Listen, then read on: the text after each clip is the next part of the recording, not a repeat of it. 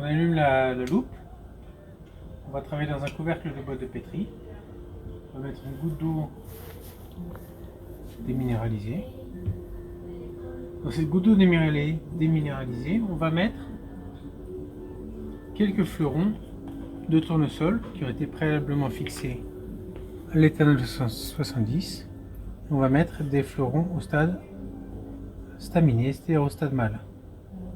Comme ceci, on voit les étamines qui sortent.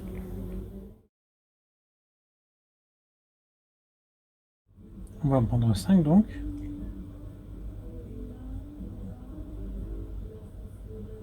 2, 3, 4 et 5.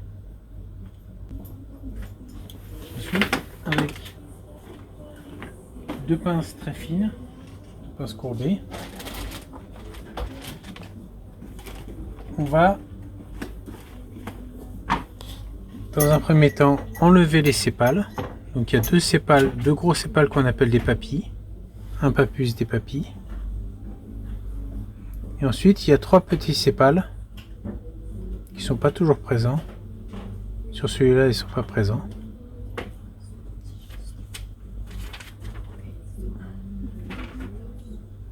Et puis à partir du renflement à la base de la corolle, ce renflement n'a pas de nom en anatomie, ce qui est bien dommage. On va ouvrir le fleuron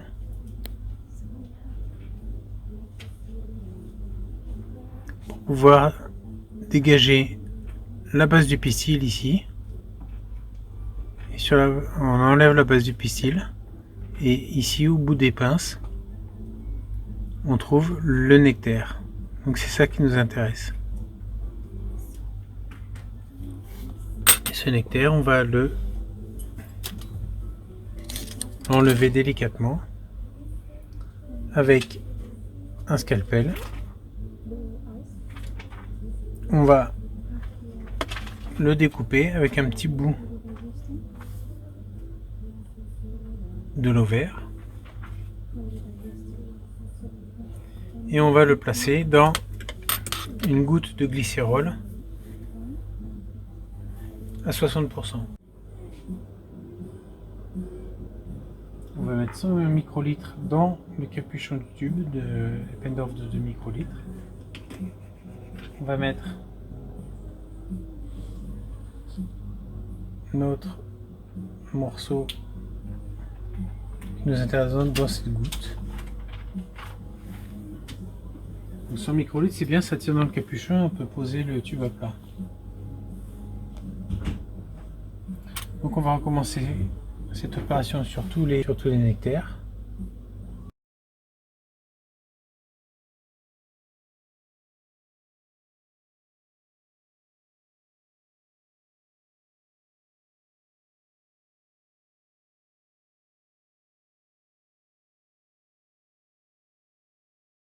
Donc sur celui-là, il y a les 5 sépales, il y a les 2 sépales principaux qu'on appelle les papilles. Et il y a les petits sépales secondaires qui sont atrophiés, qu'on trouve ici. Donc on a nos 5 nectaires dans la goutte de 100 microlitres de glycérol. On rajoute 100 microlitres et on centrifuge à la main pour faire tomber la goutte au fond du tube. Et les 5 nectaires sont au fond du tube.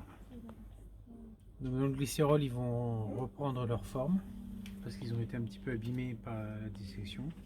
Et on pourra à ce moment-là faire l'imagerie au microscope confocal.